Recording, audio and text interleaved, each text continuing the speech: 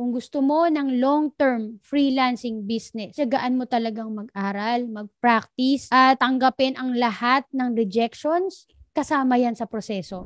Ang goal mo is to learn and to practice. Lalamunin mo yung hiya mo. Kasi alam mo, para sa ikagugrow nyo yan bawat isa. At sasabihin mo gusto mong mag-freelancing, tas wala kang sinisimulang kahit ano, hindi ka magiging freelancer. Kasi ano i-offer mo? Yun lang yun eh. Bakit nga ba muna virtual assistant yung madalas na sinasabi ko to help you get started? Feeling ko kasi nag-work ako before sa corporate company for almost 7 years. Parang wala namang progress. Kaya itrinry ko yung virtual assistant ngayon. Kasi malapit kasi ako sa mga computer, malikot ang kamay ko, kaya feeling ko lang dito yung naman kinabahan ako sa malikot ang kamay. Malikot ang kamay ko pagdating sa computer. Ayun, okay. Linawin natin ha. Yung salitang malikot. Ibig sabihin makalikot ka, mahilig ka mag-type, mahilig ka mag-research, mag-browse, gumamit ng keyboard, ganon. Okay. Di ba, pag assistant ka, tutulong ka sa mga tao. And in this case, dahil nga online siya, ang mga clients na tutulungan mo nasa online at nasa ibang bansa kadalasan. Pero meron din naman mga clients na nasa Pilipinas. Depende lang talaga sa gusto mo kung sino ang gusto mo munang tulungan. Kung ikaw ba ay sa mga Pinoy or sa mga kapwa natin or mas prefer mo yung sa ibang bansa. Kasi aminin natin sa hindi, mas malaki naman talaga ang kikitain natin kung foreigner yung tinutulungan kasi dollars or euro. Na-experience ko naman tumulong sa mga Pinoy at saka lalo na sa foreigner. And I personally prefer to help yung mga foreigner clients kasi nga dollars yung kinikita ko. So syempre, sulit ba yung trabaho? Tumutulong naman ako sa mga Pinoy na mga freelancers kagaya nito. So kaya rin virtual assistant kasi nga kadalasan marami tayong mga kananay, ka-home-based mom, yung hindi pa alam sa sarili nila kung ano ba yung meron ka na gusto mong i-offer. Pagka kasi virtual assistant, alam natin na marami siyang skills. Lahat pwede mong matuklasan. Kunwari, sa YouTube natin, sa channel natin, di ba marami, iba-iba yung mga skills na tinuturo ko. Sa pagiging virtual assistant kasi, iba-iba talaga yung mga skills na pwede nating matutunan. But I don't really suggest na i-master mo siya agad. Unless, yun na talaga yung skill na gusto mo. Or na nararamdaman mo. Kasi meron tayong, may lukso ba ng dugo? Parang ganun. Ako, meron na akong nararamdaman na ganun sa ibang skill na ginagawa ko. And that's how I found marketing automation talaga. Kasi sa dami ng ginawa kong skills before, nag-social media naman ako, nag-data entry ako, yung mga tinuturo ko din sa YouTube, ginawa ko siya talaga. Literal, yun ang mga ginagawa ko. Doon ko nalaman na yung marketing automation yung gusto ko. Kasi like what I said nga, yung kanina, sa YouTube channel ko, kung ano yung mga skills na tinuturo ko doon, talagang ginawa ko. Kung meron man akong skill na hindi napapakita doon, is because hindi ko siya ginawa. So, what I'm doing is, I'm looking for other freelancers na gumagawa nun, na ini-interview ko. So, they can share kung ano yung mismong alam nila dun sa skill. Kesa magpanggap ako na, ito ginawa ko, hindi ko naman siya talaga ginawa. So, umahanap na lang ako. Sabi nga, kung kaya nila, ipagawa mo sa kanila.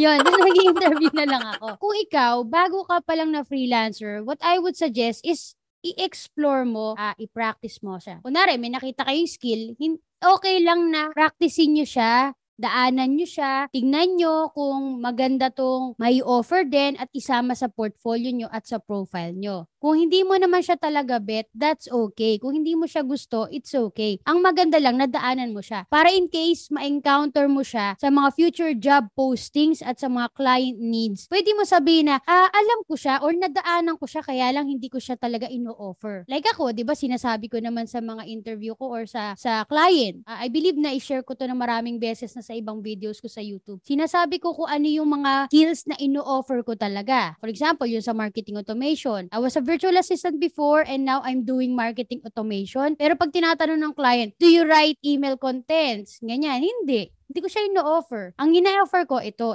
nakafocus talaga ako dun sa mga bagay na ginagawa ko. Yung hindi ko ino-offer, sinasabi ko na lang na, but I believe na meron mga taong nag-i-specialize ng ganitong skill, like email copywriting. If you want, pwede ka mag-hire ng iba and we can work together. Ilang beses lang naman na merong nag-ano sa akin na, hindi pwede kasi gusto ko talaga yung someone na nagsusulat na eh. Pero most of the time, okay lang sa mga clients na maghanap ng freelancer para doon or sila mismo yung magsusulat. magsusulat. It depends on how you talk to the client naman kasi and how you will explain to them. Meron pong isang kumatok sa Fiverr. Naka-standby na po ako. Sinunod ko po lahat ng kasi tambay ako ng online jobs tsaka Upwork, 'di ba? Halos lahat ata ng nasa Upwork ngayon na merong problema, nagbabaan ng completion ratings for some reason. Tapos yung sa akin lumagapak. Ngayon, inayos ko yung Fiverr ko, binalikan ko po lahat ng videos nyo sa YouTube. After 1 week, kasi nung last week ko lang siya inayos last week Tuesday. Tapos ngayon po meron na akong first order. Thank you, Ma'am Shi! Galing. Honestly ako, hindi na ako nakatambay sa Upwork, Ma'am si Christine. Lalo pa hindi nothing bad or nothing against sa Upwork. Kaya lang lalo ngayon even yung pagiging available mo, may bayad na connects, may katumbas na connects. Mas lalo akong sa Fiverr na lang ako. Kasi sa Fiverr 20% lang ang ang bayad, yun na yun eh. Pwede ko naman dagdagan yung parang asking rate or yung offer ko sa client para makuha ko pa rin yung kailangan ko. Tapos, hindi pa ako nag-a-apply. Yun ang kainaman sa Fiverr eh. Sila lumalapit pala. Oo. So, ang kailangan mo na lang, pagandahin yung profile mo, i-upskill ang sarili mo, yung portfolio mo, i-ready mo yung mga samples mo. Meron akong tips, as I said, yung 10 tips. So, unang tip na isi-share ko is, alamin mo yung niche. Mag-decide ka, anong services ba yung gusto mong i-offer and what type of clients you want to work with. So, ang dami na agad nun. Actually, nakuha ko itong mga tips na to kay ChatGPT. Kasi, nag-search ako talaga. And yun yung isa sa mga bagay na dapat natututunan natin. Paano maghanap, mag-search. Next, tip number 2, build your online presence. This includes creating a professional website and social media accounts. For example, kung gusto mo talaga sa Upwork, mahirap yung mag-a-apply ka ng trabaho. For sure, yung client, kung makita yung picture mo doon or yung pangalan mo, bubuksan niya ng profile mo. Pag binuksan niya yung profile mo at wala siyang nakita doon na relevant dun sa ina-apply mo, malamang hindi ka talaga i-hire or interviewin man lang. Same thing sa mga community ka na nag-a-apply. Kasi di ba may mga job postings din sa community or may mga client dyan na nagtatanong, sino makakatulong sa akin sa aking social media account? Gusto ko sana mag-grow yung aking account. Ganyan. Nag-apply ka, I can help you. Nag-comment ka, nakita ka. Yung Facebook account mo. Tapos wala siyang nakitang doon, kapaki-pakinabang para sa kanya. Doon sa hinahanap niya. Sa tingin ba paano yung ka pa ba? Interviewin ka pa ba? Kung gusto mong mapansin ka, simulan mong ayusin ang profile mo. And yung profile mo, syempre, para magkaroon yan ng relevance, dapat mo ring simulang, kasama na doon ang pag-aaral ng skill na related dun sa balak mong itulong at sa taong gusto mong tulungan. So, sabihin na natin, social media management ang gusto mo. So, ano ba yung mga skill na kakabit ng pagiging social media manager? Yun ang sisimulan mong pag-aralan. The more na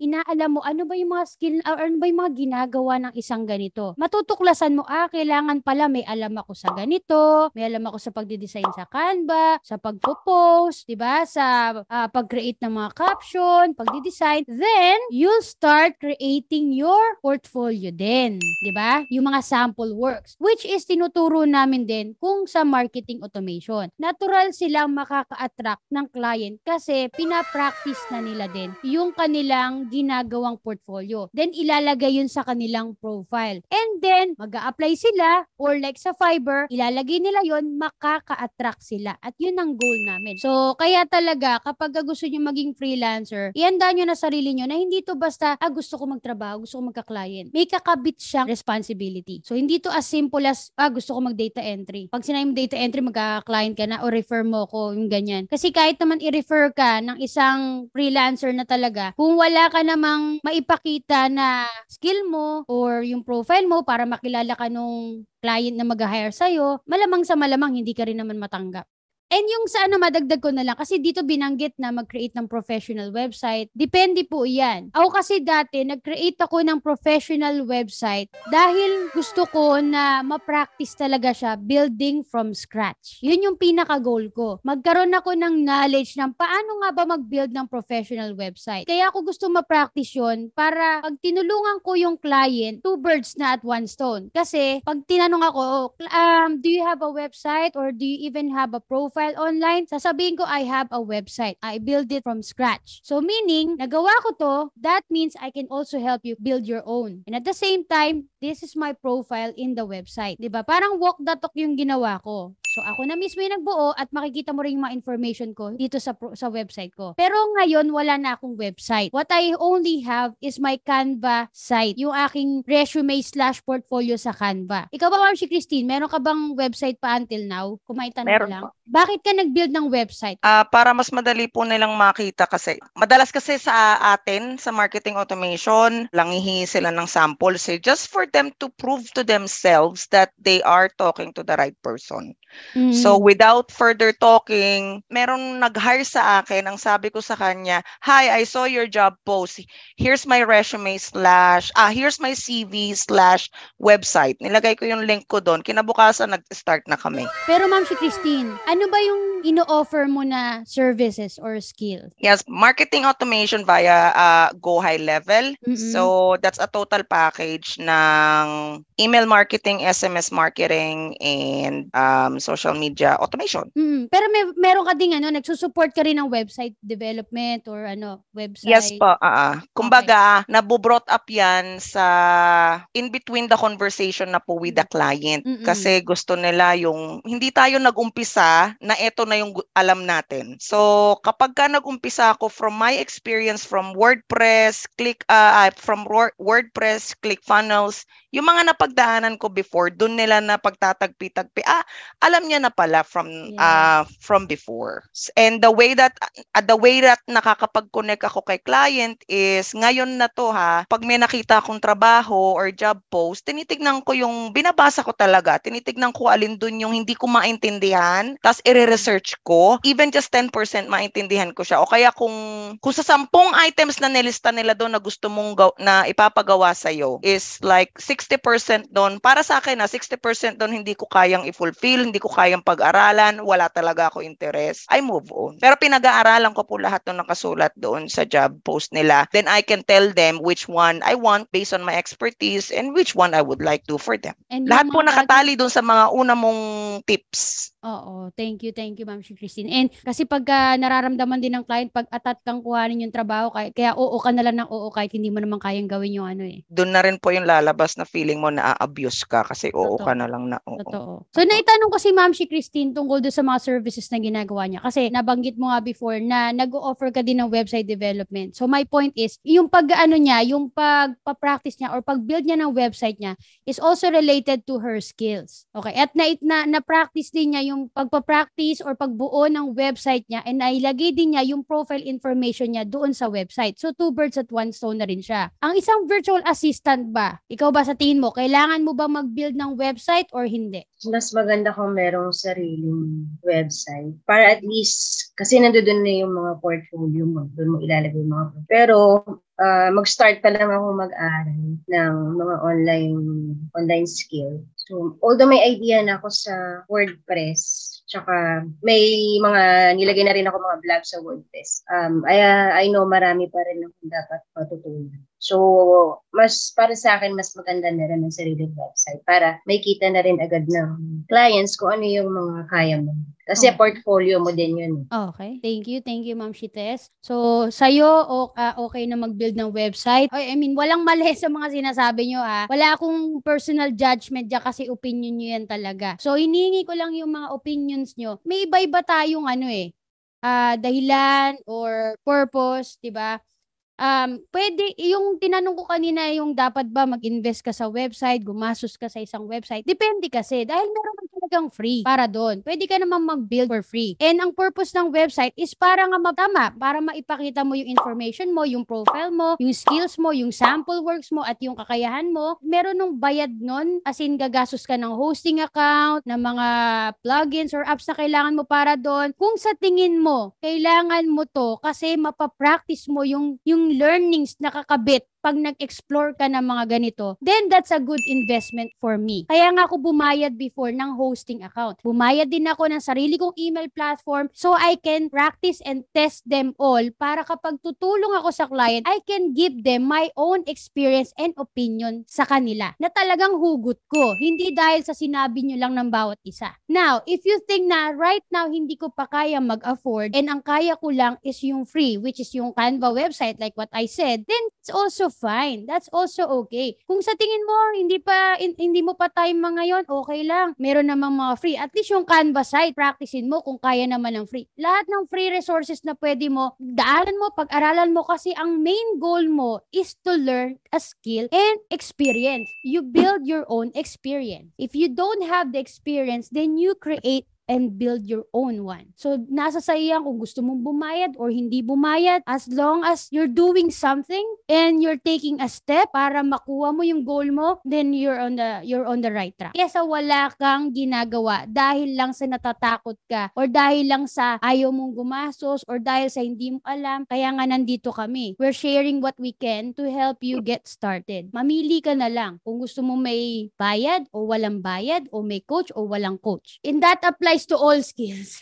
Hindi lang sa pagiging VA. Tip number 3, price your services competitively. Research what other virtual assistants are charging for similar services to ensure you remain competitive. So regarding the prices, although dito tayo nagkakaroon ng pagkakaiba kasi una, may experience ka na ba? May learnings ka na ba? May kakayahan ka na ba? May confidence ka na ba to charge this amount? Or iisipin mo bago pa lang po ako so dapat dito muna ako. Diyan kasi tayo nagkakaiba-iba talaga. Ako, may experience na ako so I can charge premium talaga. Pero kung beginner ka, pwede ka namang mag-charge ng at least, I think pinakamababa na yung $3 sa total talagang wala pa na nalalaman. Kung gusto mong mabago ang iyong buhay at ang iyong pag-charge, ano ba sa tingin mo yung dapat mong gawin? Kung gusto mong maka-enough to para suportahan ang iyong pangangailangan, ang iyong pamilya, then let it start from you. Ano ang gagawin mo? Mag-aral. Mag-build ng maglagay ng skills, mag-aral. Di ba yun lang? Practicein mo yun to become confident. Kasi hindi mo ma-charge yung gusto mong charge kung wala kang sinisimulang pagpa-practice ng skills at pagtatry to offer the skills. Kasi sabi nga ni Mel Robbins, ang confidence ay nabibuild kapag sinimulan mo na. Pag nag-try ka na. Dahil hindi mo sasabing, alam ko na to, ay kaya ko na to. Kung hindi mo man lang sinisimulan mag-try. Sabi nga, pag may budget, mas bet ko yung paid talaga. Which is, ako noon ang idea ko is sa libre ko. Kaya nga, tsaka wala namang coaches dati. 14 years ago, wala naman akong kilalang mga coach na tungkol dito. So, wala akong choice. Kundi maghanap na lang ng online resources, YouTube, and sariling exploration. But now, apakadami na. Diba? So, mamimili ka na lang. Iba't ibang courses. Hindi po ako nag-o-offer ng paid course for VA. Pero bahala kayo kung gusto niyo yung libre kong resources o sa YouTube o manap kayo sa iba, that's okay. Again, ang mahalaga, magsimula ka lang. Hindi mo malalaman kung kailan mo kaya at hindi mo malalaman kung kailan ka confident until you try. Kung gusto mo malaman yung kung magkano dapat mag-charge, just start with what you feel is right. Para maano mo din yan, pwede kang maghanap ng mga freelancers. Let's say, nakatambay ka lagi or ang profile mo nasa Upwork. Mag-check ka ng mga other freelancers doon. Pero syempre, kung baguhan ka lang at ang kahanapin mo ay puro premium, sabihin na natin $35 per hour na offer nila. If you feel that's right for you, sige, lagay mo. Pero, compare mo lang din, ano ba yung ma-offer mo? Kasi it takes responsibility din eh. Hindi ka pwedeng offer lang ng offer at lagay lang ng amount dyan, tapos hindi mo naman pala kaya panindigan. Kasi tandaan natin, kapag malaki ang bayad, syempre, may pressure na yan nakasama. And may responsibilidad yan. Kasi, sabihin natin, sige, kumikita yung iba na $6, 6 digit, 7 digit. Guys, yung mga pina-charge nila na yon, luha at dugo ang pinuhunan nila dyan. Hindi sila basta naglagay ng presyo dahil lang sa gusto nilang yumaman agad. Nagsimula rin yan kami sa mababa. Okay? And kumbaga umakyat kami ng hagdan bago namin yung makuha. At ako, naakyat ko yung hagdan. Sabi ko, bababa muna ako na ibang level kasi ito muna yung komportable ko. Now, kung gusto mo magtaas, then make sure na yung pagtaas mo ay may kakabit na responsibilidad. Huwag kayo masyadong madadala sa mga 6 digit, 7 digit. Walang masama kung maging inspirasyon nyo yun. Hindi ko rin kayo pipigilan kung gusto nyo yun. Nagpapaalala lang po ako.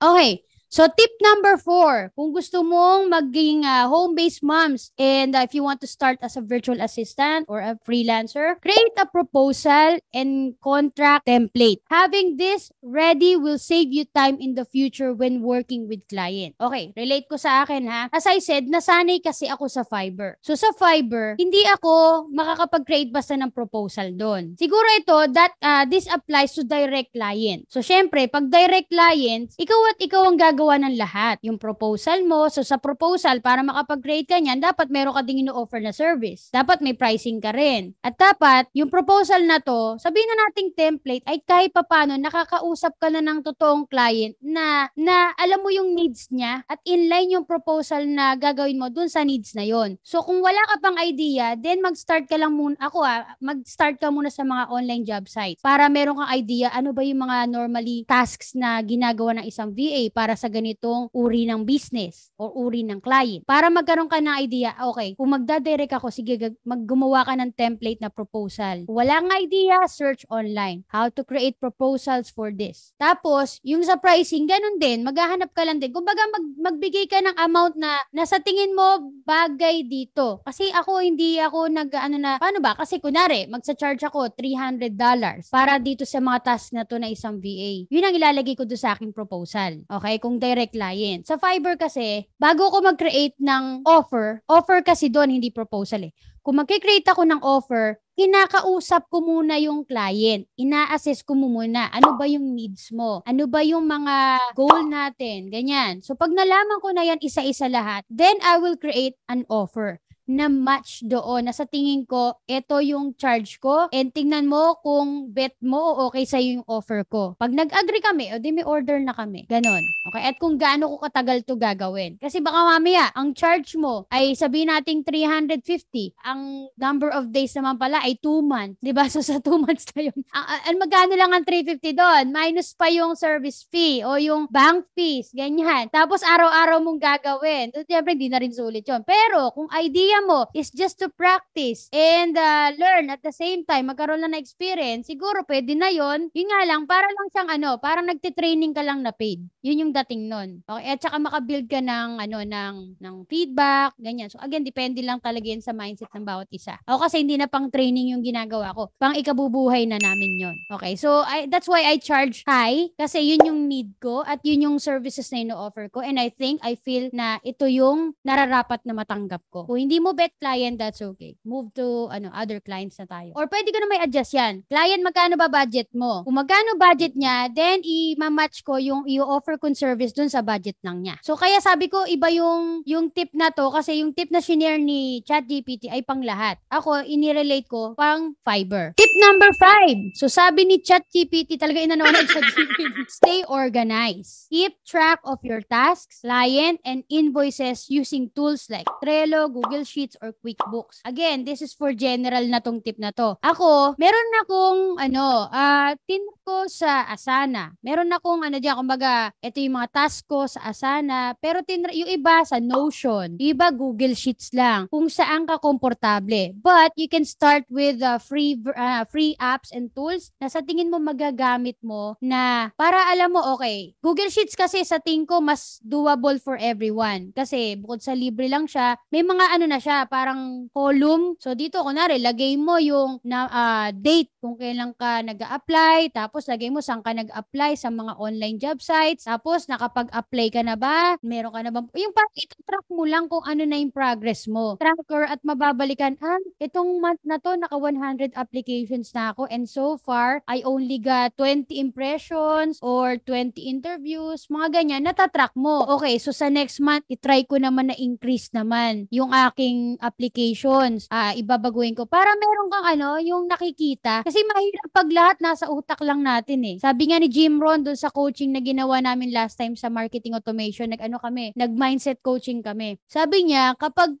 mas maganda daw na sinusulat. Literal, sinusulat mo sa notebook or sa papel o kung gusto mo sa Google Sheet. Kasi na-formalize yung mga plano at goals mo. Unlike yung kapag lahat nasa utak mo. Syempre, sa dami ng iniisip ng isang nanay, isang home-based mom, tingin mo maalala mo lahat yon kung kanino ka nag-apply, kung saan sa, di ba, pala sa LinkedIn pala yon, di ba? Di mo na matandaan, ano nga ba in-applyan ko dito? So why not, ilagay mo na lang sa kung saan mo mang apps and tools na gusto, kahit notebook man yan, kahit lumang notebook ng anak mo nung elementary, basta ilagay mo para matrack mo. As simple as that. Syempre, re-reviewin mo. Kaya nga, di ba, stay organized. Kasi ang pag-organize ay kasama ng skill ng isang VA. Kung sa sarili mo pa lang, hindi mo na ma-organize, how much more yung tutulungan mong client na labo-labo din ang mga ginagawa, ang mga kailangan nila. Oh, client, I'll help you stay organized. Sige nga. Paano? Talaga? Ikaw nga, hindi ka mismo, parang gulong-gulo na yung buhay mo, di ba? Pero madalas, sa totoo lang, mas kaya pa nating i-organize yung ibang tao kaysa sa sarili natin. Tama? Meaning nyo, ayaw mo manage yung kanyang buhay, yung kanyang mga appointment. Pero yung sarili mo, hindi mo alam kung paano pagkakasyahin ng oras mo. Di ba? So, something na, parang check natin sa sarili natin. Parang walk the talk nga, di ba? Maganda na siguro pag-practice mo yung sarili mo. It will sound more confident at saka natural when you're gonna offer that service to your client. Di ba? Ma'am, may tanong po. Sige po. Kasi di ba sabi mo, mas maganda mag-start as VA. Di ba kasi pag VA, mas broad yung skills na pag-aaralan. Tapos mas maraming skills kang kailangan pag-aaralan. Hindi ba mas nakaka-overwhelm compare dun sa meron ka lang isang skills na aaralin? Kasi parang, di ba, pagka-general masyado, nakaka-overwhelm po talaga, lalo na ang daming lessons, ang daming video tutorials sa YouTube na nakaka-overwhelm talaga. Ang hirap niyang minsan talaga hindi mo na siya ma-absorb lahat sa dami, nakakalito. So ano bang mas maganda? Mas mag-start ka as general or mag-start ka as yung may specific skill ka na talaga na aaralin? Okay, thank you for that wonderful question, Ma'am Shites. Pero you have a point. Totoo naman yan eh. Kapag lalo pag beginner ka talaga and ngayon ka pala mag-i-start mag-explore, pag sinabi mong VA, may tendency talagang ma-overwhelm ka. Kasi di ba sinabi ko nga maraming patak-patak ng skills yan. Pero kung hindi mo kasi alam sa sarili mo kung ano pa yung gusto mo, might as well mag-explore ka, tumingin-tingin ka. Kaya nga di ba sabi ko wag niyo munang i-master yan, daanan nyo lang. Pero at some point, kapag meron ka kasing inaaral na skill, meron kang magiging parang lukso ng dugo or mararamdaman na parang bet ko to eh. Ito na lang kaya muna ang specialize ko. Ito muna kaya ang tutukan ko. Kasi kung sasabihin ko, Ma'am Shites na, sige, wag ka mag-VA. Sige, mag-marketing automation ka. That's okay din. Kung sa tingin mo, natignan mo na yung marketing automation, in-explore mo na talaga, paano kung hindi mo siya bet? Ayoko siyang i-push sa'yo just because I have a course. Ayoko siyang sabihin na, mag-marketing automation ka. Yun nga, paano kung hindi mo bet? So, ang hirap yung dahil lang sa yun ang sinuggest ko, yun ang gagawin mo. Pero alam mo sa sarili mo, hindi mo bet.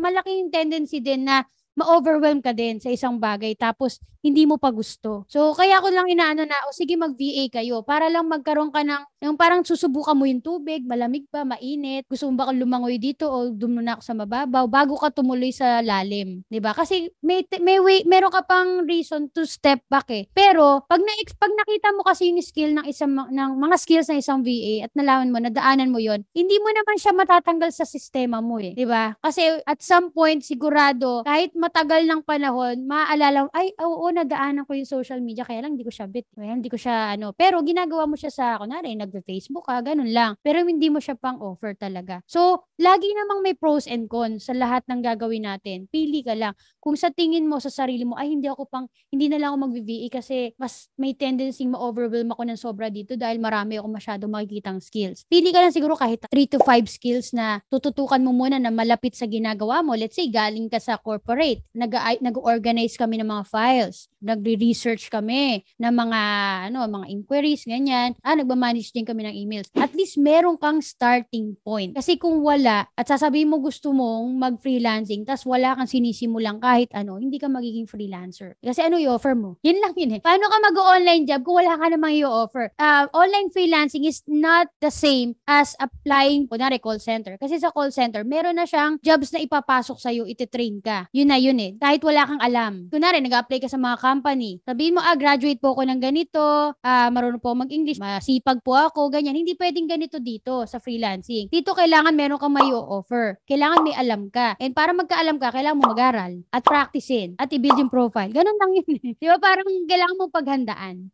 Tip number 6. Network with other virtual assistants or to other freelancers. Join Facebook groups or online communities to connect with other professionals in this field. That is why, kung sa virtual assistant, meron tayong Home-Based Mom Diaries. Dito, hindi lang to about mga virtual assistants. This is a community na para sa lahat na hindi lang din ngayon puro nanay. Meron na rin dito mga papshi or anyone na tumatayong nanay sa kanilang pamilya. Kaya nga, mga ka-home-based kada na kayo. Hindi lang basta momshi. Kasi hindi naman lahat nanay na nag-online job. Yung iba dito, single or mga panganay or mga tatay nga na nag-online job. Kaya yung Home-Based Mom Diaries natin ay nag-evolve into Home-Based Kada Diaries na. Kasi ako na nag-i-start ako before, wala naman akong community talaga. Ako lang. At tapos sumunod yung asawa ko, naggaganito na rin kami, nag-online job kami. Wala akong community before. Ang kainaman ng meron ka ng mga nakikilala, meron kang nalalapitan, natatanungan, na alam mo nakaka-relate sa mga ginagawa mo. Ang mahirap kasi pag solo ka lang eh. Hindi mo alam kung tama ba o mali yung nasa isip mo o yung nararamdaman mo, kung valid ba to, until meron kang mabasa na kasamahan natin na, ay, siya din, ay, may mga skill din siyang inaaral, pareho nung akin. Ay, ganun, nahihirapan din siya sa time management, lalo pa pag nanay, di ba? Ay, ganun, parang na-scam din siya dahil nangihingi ng mga security fee, ganun. Alam mo yun, yung iba kapag meron kang community na nakaka-relate ka din. Diba? Hindi ka lang basta nandun para magtanong eh. Pag nakita mo, nag-check ka ng mga post doon, may mga job postings dito na related sa mga ginagawa ko. May yung mga ibang kasamahan ko dito, nag-share din sila ng mga nararamdaman or insights nila about sa mga online job. Meron tayong community for Home-Based Mom Diaries. Meron din akong separate community for my students. Yung mga napag-uusapan namin doon, is of course tungkol dun sa lessons namin and personal experiences nila sa pag-apply or pag-offer ng kanilang skill as a marketing automation specialist, yung mga wins and failures nila, doon naman yun sa community na yun. Kasi mahirap pag-usapan yung mga ganon sa malawak na community. Kaya dito, tutok ka naman sila. So, ikaw, kung kunwari, bago ka pa lang, humanap ka ng community na sa tingin mo, mas ramdam mo na may community ka na growing sila, positive mindset lang, para hindi ka hirap sa journey mo ng sobra. Kasi mahirap na nga ang freelancing tapos wala ka pang katuwang, wala ka pa nakakausap, di ba? So medyo mas overwhelming na nga, tapos solo ka pa or yung napasukan mo pang community, very toxic or very ma-adapt mo kasi yun eh. Pero kung positive yung community mo, may mga matututunan ka at mapupulot, ma-apply mo rin yung sa sarili mo eh. So, isa pa, bukod dun sa community natin, kung gusto nyo rin, like yung mga direct clients, yung iba, ang strategy nila is nagjo-join sila sa community kung saan nandun yung mga client na sa tingin nila is gusto nilang tulungan. Yung kunwari, ang gusto mong tulungan ay mga online coaches. So, hanapin mo yung community or Facebook community or LinkedIn community or mga taong ganon, dun nakatambay yung mga ideal clients mo na gusto mong tulungan. Pagka may mga humingi ng tulong doon sa community na yun ng target client mo, tapos nag-comment ka, may tendency mapansin ka. Tapos makikita yung profile mo. Na yun, alam niyo na, sunod-sunod na yun. Okay? Kagaya ng mga binanggit ko kanina. So, doon kayo tumambay sa mga community na mag-grow ka. Hindi para makipag-chismisan lang. Well, okay lang naman, di makipag-chismisan para malibang, pero wag niyong ubusin ang time niyo doon ako. Sabi ni Hazen, sa sobrang excited po ako nun, lagi ako nag-a-apply at marami akong DC. Pero wala po ako skills. Ang dami kong DC na nare-receive. Lahat marami akong natutunan. Mali pala ginagawa ko. Bakit mo naman nasabing mali, Ma'am Hazen? Yung nag-a-apply lang ako, hindi ko pala alam ginagawa ko. Tapos, actually, marami akong nare-receive na reply ng client at ang napakaganda pa talaga is mga direct client. Una is from Australia, talagang sinayang ko, Texas, then Florida. Sabi ko sarili ko, ang dami ko palang sinayang na client. Hindi ko pa inaral yung gusto kong niche. Yun lang po ang ginagawa at least, sabi ko nga, ang mahalaga sinubukan mo, inalam mo eh. Kasi doon mo malalaman kung ano ang kakulangan mo pa. So, hindi siya mali. Ang mali yung wala kang ginawa eh. Tama na nag-start ka at nalaman mo nga kung ano yung kakulangan mo. Kaya ngayon, alam mo na kung saan ka uli. Ano pa yung kulang mo para mapag-aralan mo. Para pag dumating ulit yung mga ganon na meron ka mga discovery calls or application, mas may laban ka na. Okay? So, don't judge yourself. Nakatulong nga yun sa'yo eh. 'Di ba? Para malaman mo saan ka pa kulang. Yun yung sinasabi ko, okay lang magkamali na, kulang ako sa ganito, okay lang sa ganito. Now, I know what to do. Okay, tip number 7 tayo. Learn new skills. As easy as that. Stay updated with the latest trends and technologies related to virtual assistants. Okay, maganda kasi na nag-aaral tayo ng skills. Pero dahil nga mabilis ang pagbabago at mga, 'di ba, mga kaganapan sa mundo, sa freelancing, sa social media, sa mga platforms, maganda na nagiging updated din tayo. Like ako, kunwari, nagko-coach nga ako ng marketing automation. Eh kung ito lang naman ang tinuturo ko, tapos yung mga platforms nagbago na, 'di ba? Hindi tapos yung mga students ko, syempre mas updated pa sila sa akin, 'di ba? As a coach, dapat nakikisabay din ako para nakakasabay din ako sa mga students ko. Like kung sa YouTube videos ko, mapapansin nyo marami akong tutorials dyan na luma na. 3 years, 4 years ago. Now, hindi ko pa siya nagagawan talaga ng tutorials na updated. Kasi syempre, kailangan ko mag-update to help my clients. Ngayon, kung natutunan mo yung luma, siguro naman responsibilidad mo na rin na i-update yung sarili mo by going to the platform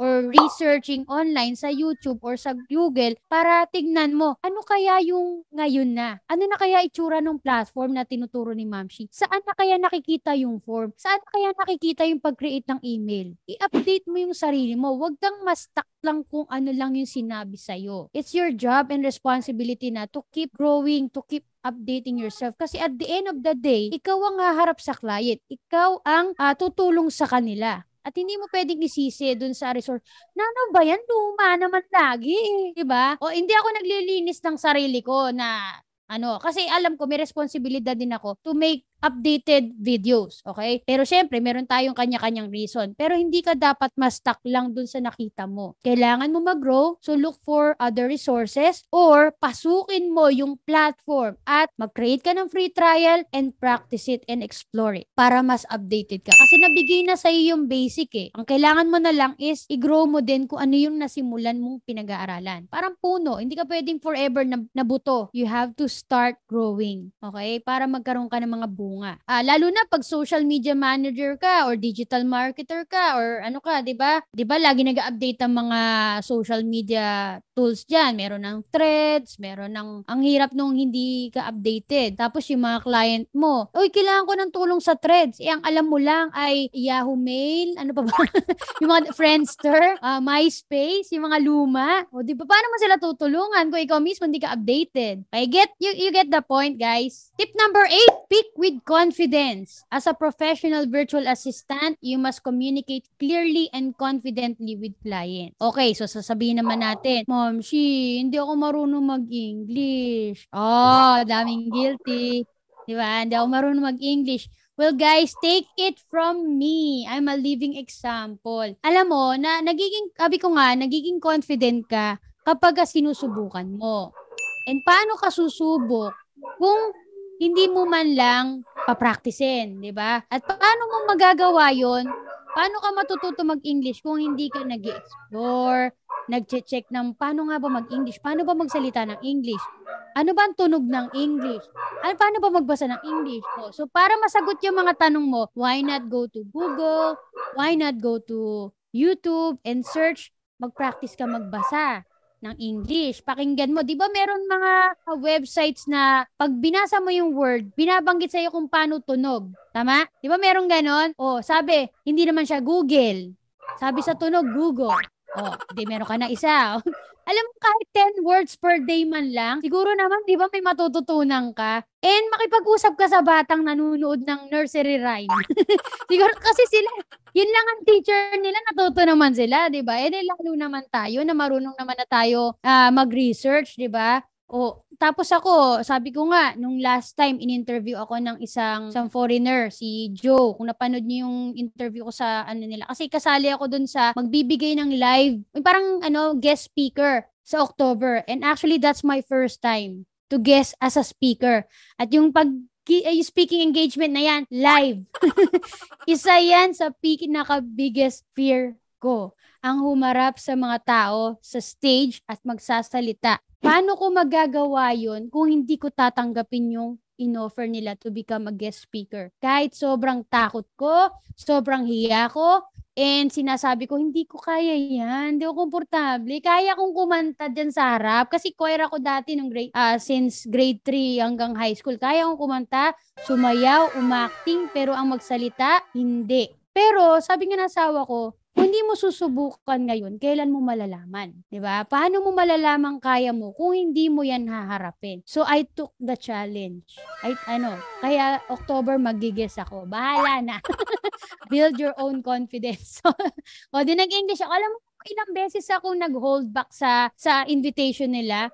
Sabi ko, pwede po bang, kung reasons, pwede po bang meron akong kasamang Pinoy doon na nakakausap ko ng Tagalog para meron naman akong makabatuhan kasi ang hirap mag-English ng ganun. Tas live pa, walang cut yun. Diba? Unlike pag recorded, pag mali ka, pwede po bang pa-edit, ganyan. Pwede po bang, Englishin mo muna. Yun wala. Kasi yung free talk, yung free lang. Wala akong guide. Meron na akong guide, hindi naman nasunod. Alam mo, nag-practice pa ako tapos pagdating doon, kung ano yung tanong niya, yun ang kailangan ko sagutin. Live yun. Guys, kinaya ko, 1 hour. English. Pagtapos ng interview, sabi ko, tuwa ko yun. Yun, hindi ako kapaniwala. Tapos, sabi ko sa anak ko, hoy, nagawa ako mag 1 hour lang English. Tuwa ako. Yun yung parang, kaya ko na sa October din to. Yung ganun, yung parang, naiba yung naramdaman ko nung sinubukan ko. Yung lahat ng takot ko, na nasa isip ko, nilamon ko.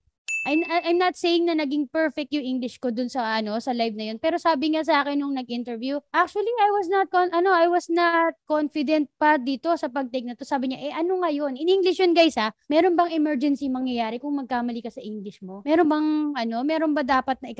bang masamang mangyayari kung maging wrong grammar ka? Wala naman di ba? Sabi nga sa akin nung live yun sinasabi niya gano'n. Pero nasa isip ko lang, tinakot ko lang yung sarili ko. Pero nung na-enjoy ko yung interview. Kahit alam ko sa sarili ko, meron ako mga maling nasabi or maling English ko, maling grammar. Okay lang siya. Parang wala masama. Di ba? Parang nasa isip ko lang. Yun lang yun. Nasa isip ko lang. So sabi ko, kung ako nagawa ko siya, ng kahit na short preparation lang, kung ako nagawa ko siya, how much more yung mga tao na naghahanda naman, pa-practice naman, okay lang magkamali, syempre. Normal na magkamali. And actually, mas maganda nga magkamali ka. Kagaya nung kanina, sinabi niya, okay lang magkamali ka kasi para alam mo kung ano yung i-correct mo. Kesa wala kang pinag-practicean, wala kang ma-correct, wala kang magagawa in the future. Kung gusto nyo, makipag-Englishan kayo sa mga kasama natin dito sa home base, ma'am. Kung meron kang makakausap dyan, practice naman tayo. Kahit mag-group, group call, meron namang 45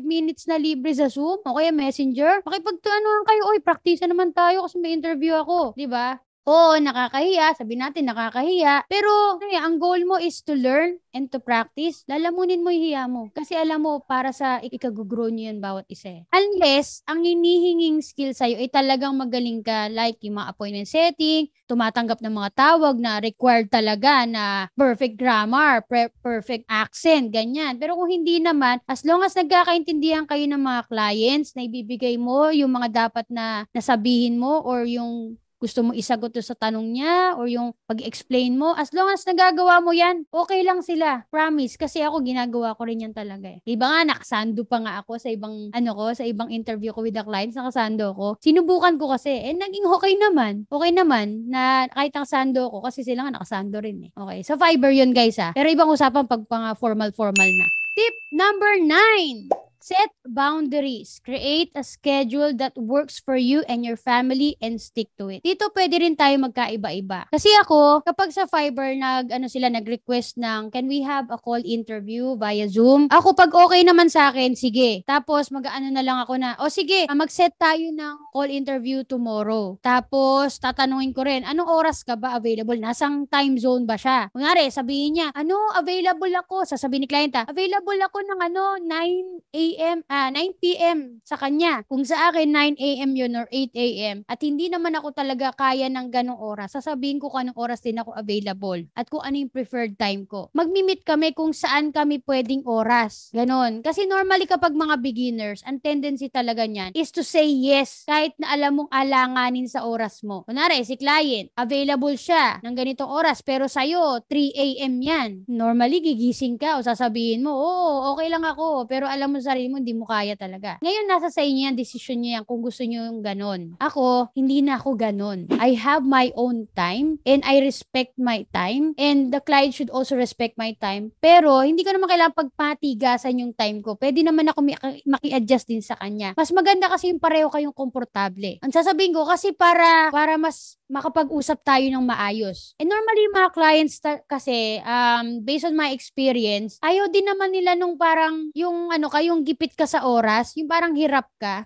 May mga clients kasi, unless yung client talagang sabi niya, talagang 3 a.m. lang ako available or 3 p.m. lang ako available sa time na yun eh. Nag-gets nyo? Kung talagang ikaw, hindi mo bet yung time na yun, then wag mo i-accept. Sabihin mo kung ano yung time na gusto mo. Pero kung hindi kayo talaga magmamatch, wag mo nang ipilit. Sa akin yun yun ang wag mo nang ipilit kasi maapektuhan yan kung paano ka makikipag-usap. Yung, ako, mas makakapag-English ako pag 8 p.m. hanggang 11 eh. Pero pagka mga madaling araw na, lutang na ako niyan. Hindi ko na alam kung ano yung sinasabi ko. Yes. Alam mo yun, tayo ko may oras ng English ko. Paghapon, wag mo ko Englishin ha. Kailangan ko munang baka ano masabi ko sa inyo. Ganun. Normal sinasabi ko talaga yun sa clients. I'm mostly available at around 8 p.m. my time. Kung magmamatch kami, sabihin natin, sige, 10 lang ako. Sabi ni client, 10 ako available. Kung kaya naman ang schedule ko, kung kaya ko pa at hindi pa ako pagod ng ganong oras, makakapag-English ako, makakausap kita, okay tayo. Kung hindi, wala na talagang time na bagay kami, hindi ko na ipipilit yun.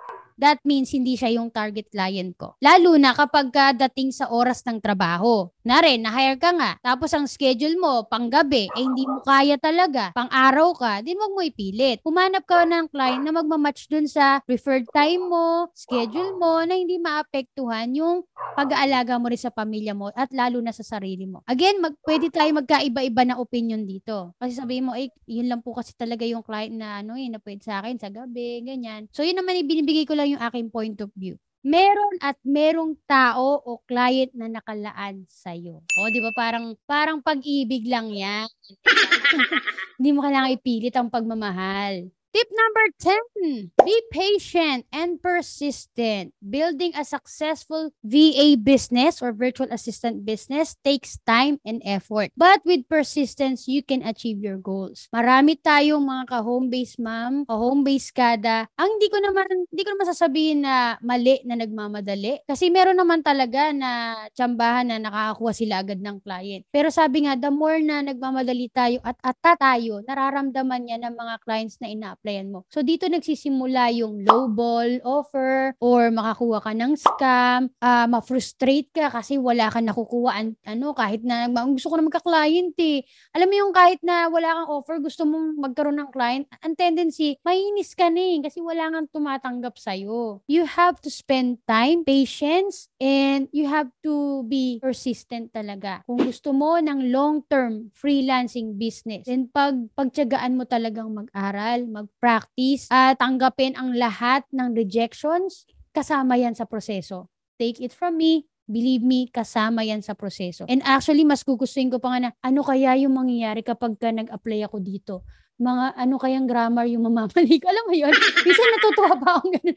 Minsan kapag may mga interview ako, natatawa ako pa nagkakamali ako sa English. Yung alam kong mali, tapos mag-mute na lang ako, tawa lang ako, gano'n. And then apply, ulit? Tuloy lang, gano'n. So wag niyong sisihin ang sarili niyo or don't feel so bad, don't feel so guilty kung hindi ka man makakuha agad ng client. Kasi sabi ko nga kanina, at least alam mo kung ano i-improve mo. At the more na atat kayo, the more na ma-feel yan ng client, the more na hindi ka i-hire. Or kung i-hire ka man, sigurado at mababang rate. Kasi tayo, pag ata tayo, kahit ano na lang okay na yan, sige na, basta kumikita kumikita ako, basta may trabaho ko, pang experience din yan. Okay? Hindi ko masasabing mali yan. At least lagyan mo man lang ng limit. O sige, tatanggapin ko to, $2 per hour. Pero at least a month lang. And then after a month, dapat sineset mo na yung expectation sa client na, sige client, tatanggapin ko to for just 1 month. But after that, kapag nakita mo na okay naman yung trabaho ko, or ako nakita ko na you're the right client for me, parang nagbibigay ka lang ng promo sa kanya. O sige, subukan lang natin. Kasi hindi lang yung parang yung client ang susubok sa'yo. Remember, this is a business. This is a partnership. Hindi ka nag-a-apply just to become parang ano lang niya. Kahit sabihin mong VA ka, it's just to become an assistant for life. Tutulungan mo siya para mas mag-grow yung business niya. And magiging parang business partner kayo dito. Ako dito, ikaw dito, client. So, kailangan match kayo lagi. So, after 1 month, tingnan nyo kung nag-fit pa kayo to work together. Masaya ka pa ba na tinutulungan siya? Or natutoxican ka na sa ginagawa nyo? Or na-overwhelm ka na? Is it still worth it to work together? Kasama yon. Papakiramdaman mo din yung sarili mo. Nag-grow ka din ba? O nakikita mo yung sarili mo na ito ka na lang for life. So, yun mga ganun, mga bagay na kinukonsider mo rin talaga. So, you have to be patient. Everything is a process. And, yun nga, wag magpapadala sa mga scam.